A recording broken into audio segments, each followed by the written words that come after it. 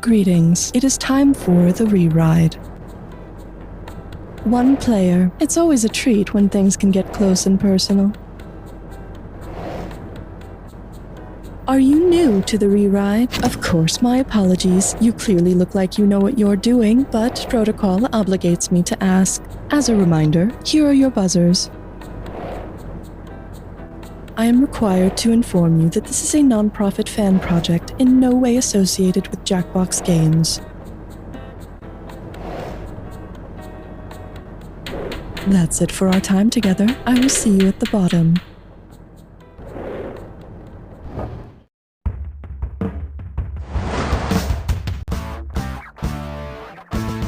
It's time for the show where high culture and pop culture collide.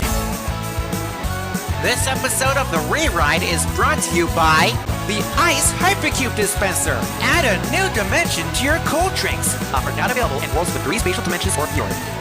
And here's your host, the man who brought sexy back, Conan Blankenberg. Hey, welcome to my show. I hear you like your toast soft and right out of the bag, huh? Good for you, really, I mean it. I won't shake your hand just to be sure in case this is contagious, but as long as you keep your distance, I'm sure we can still get somewhat along. Preheat your ovens and fire up your stoves, because today we're going to learn all about the wonders of the kitchen. Time to ride. Hit your buzzer when a good value flies by, and we'll be playing for it. Here's what this next question is called. Ain't nothing frosty about this frosting. Probably don't need to remind you that we're playing for 4888 here, so pay attention. What temperature would I have to preheat my oven to if I wanted to bake myself a fluffy cake with molten bismuth frosting? 270 degrees Fahrenheit, 270 degrees Celsius, 2700 degrees Rankine, or 27,000 Kelvin?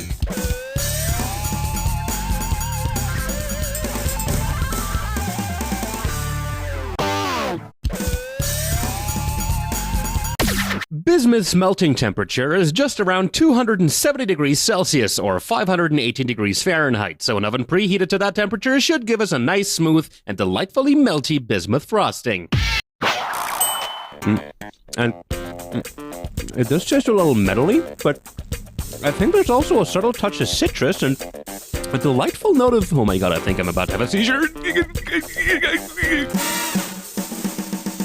Hit your buzzer at the right time and we might play for some actual cash. Here's what we have to offer. Do not fry this at home. Okay, let's take a look at the question then. How long did the people of the world have to eat their French fries dry and drab until tomato ketchup was finally invented? About as long as the initial run of food. This is not the answer you're looking for. Oh, wait, no, it actually is. All right, good job. The first recipe for French fries as we know them appeared in 1795, the first recipe for tomato ketchup in 1812, a gap of 17 years, which comes pretty close to the gap between the originals and the prequels of Star Wars at 16 years. Ah, good old ketchup, you wonderful culinary delight. You truly do work on everything, from spaghetti to pizza to... Hey, why did this Italian man just enter my booth? Ow! All right, everybody's waiting on you to pick a value, so go ahead and do it. Well, that's respectable. Ain't much more than that, though. Here's our category. Ketchup with the times. Speaking of ketchup, say it's before 1812, but you still really want ketchup with your French fries. Considering what was commonly known as ketchup before then, what would you have to make do with? Salted mushroom mash, pureed brown trout, slices of banana bread, or no can do, no such thing as ketchup.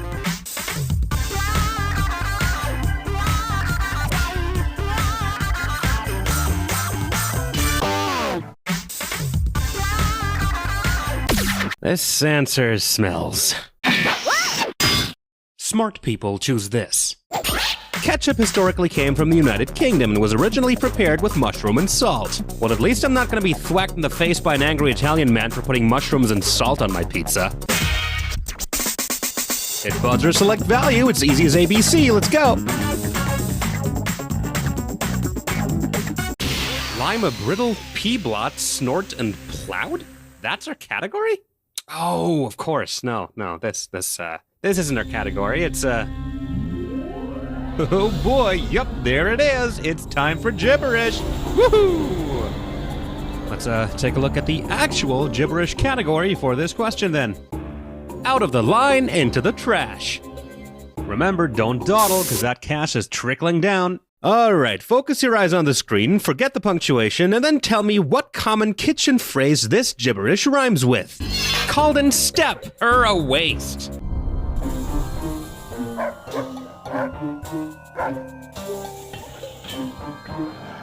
It's a matter of personal preference. You know, do it your way. And some vital ingredients in cooking.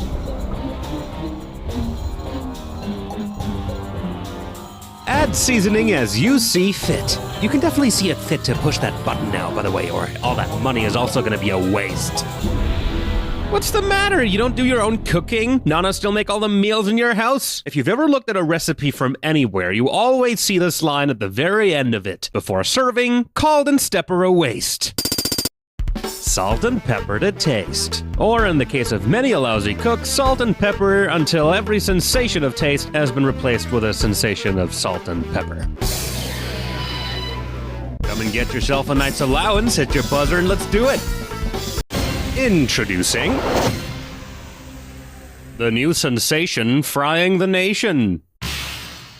Oh, have I told you about my brand new air fryer yet? I'm telling you, best purchase I've ever made. In fact, I don't think I'll ever need any other kitchen apparatus again for the rest of my life. I'm gonna revolve my entire identity around this thing now.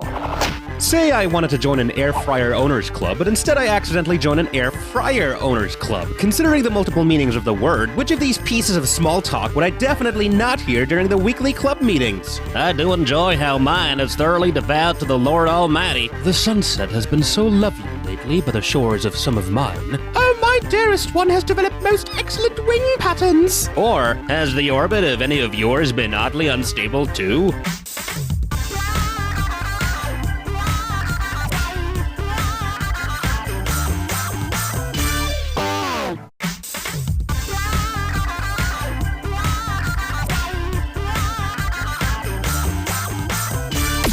A fryer is a species of butterfly, and their wing patterns can be quite pretty. Unlike your face. Well, this sure ain't a club that you will ever be a part of. Fryers are members of a religious order, a group of islands near Tasmania, and a species of butterfly. It's not the name of anything that would orbit around in space. And honestly, I'd still rather own an actual air fryer than any of those other things. Because, those chicken wings, they're to die for. Ah, heavenly crisp. Okie dokie, it's value time. Smash your buzzer when you see a good one. No. What did you do? Oh my god, this is terrible. Here's your category. Which came first, the barbecue sauce or the marinade? Speaking of chicken wings, why can chickens fly? It's because their wings flap real fast. It's because their wings are lighter than air. It's because their wings have feathers, or chickens can fly. No, maybe you're thinking of penguins, if you're thinking of anything. I'm not quite sure, actually. This one would have been a good idea. It's as simple as that. They just flap them real fast, faster than gravity pulls them to the floor. As good as chicken wings are, I find myself more partial to a well-seasoned chicken finger. Oh, that makes my taste buds fly. Smash the buzzer when you see the good stuff fly by. Let's go. Pay attention and get ready for a chilling concoction. So I bought myself this new fridge recently, and I gotta say, this thing is God! Fucking Jesus Christ! That scared the shit out of me, always with those toasters, man. I completely forgot I even set one up. Sheesh. So, what just happened to me? My cingulate cortex caused me to freak the hell out. The toaster pawned the crap out of my pawns. The loud noise set off a reflex in my hippocampus, or the toaster triggered a jump scare in my amygdala.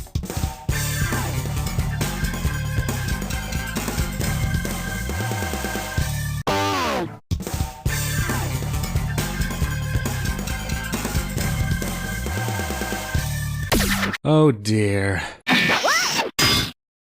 All right, I'll tell you. The amygdala causes the auditory startle response, which is a jump scare, which is what the stupid toaster just did to me. Now, let's get back to that question I wanted to ask about my friend. F***ing hell, who set that thing back off? Picky, time to select a value, let's go. It's time for a chilling concoction for real this time. Anyway, fridge question. Say I bought a new refrigerator that was made by a refrigerator mother. What would supposedly be true about her offspring? It would be likely to develop autism, its extremities would be prone to hypothermia, any milk that comes out of it would be strangely shelf-stable, or its core temperature would drop when near its mother.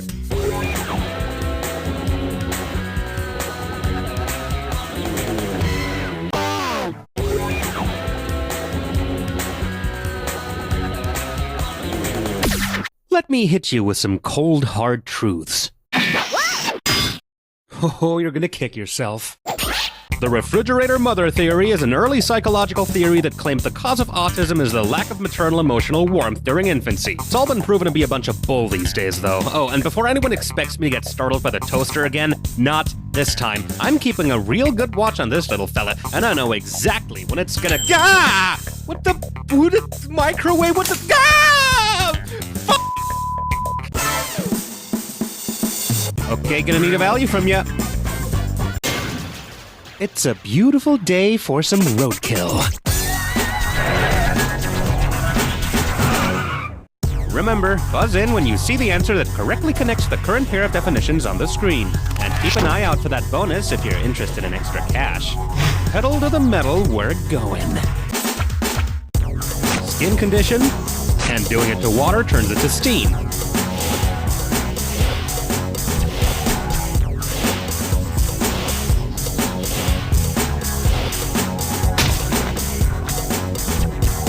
Coffee is a hot one, lemonade a cold one. Score! Common form of deodorant and common form of pesticide.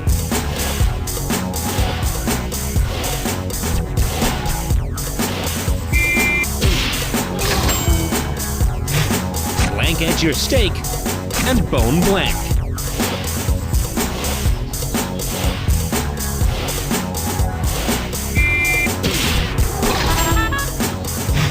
Blank zone at aquatic shows, and blank mountain at Disneyland.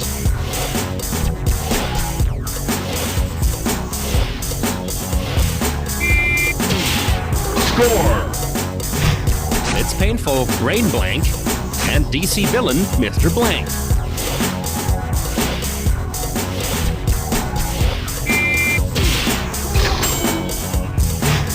Colors hair, and colors food.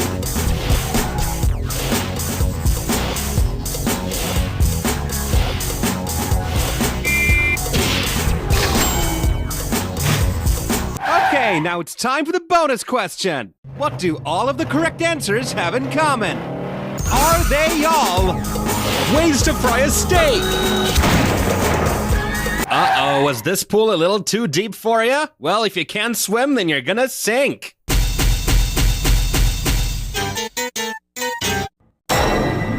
They're all things you do with water. Now, go and wash away the shame before I lose myself. Well, there's your score. In case you care about that sort of thing, drink it in, or don't. We're moving on. Come on, big bucks, no whammy, buzz in. Let's go, let's do it. Go, go, go. And the next question we're dealing with is called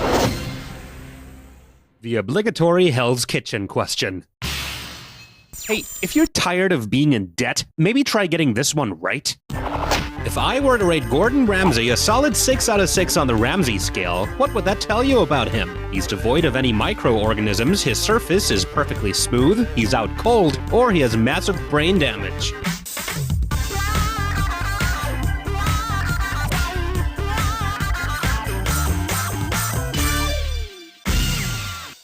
And here's where the money is. In medicine, the Ramsay scale is a method of assessing how deeply sedated a patient is, with a 1 meaning they're wide awake and a 6 that they're fast asleep. Incidentally, a 6 on the Ramsay scale is somewhere around where I usually end up when I try to watch an episode of Hell's Kitchen. Okay, we need some money to play for, so why don't you buzz in and pick us some?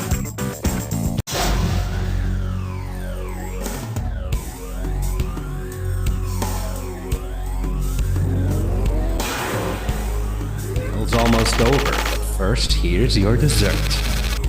My oh my, I sure love pop.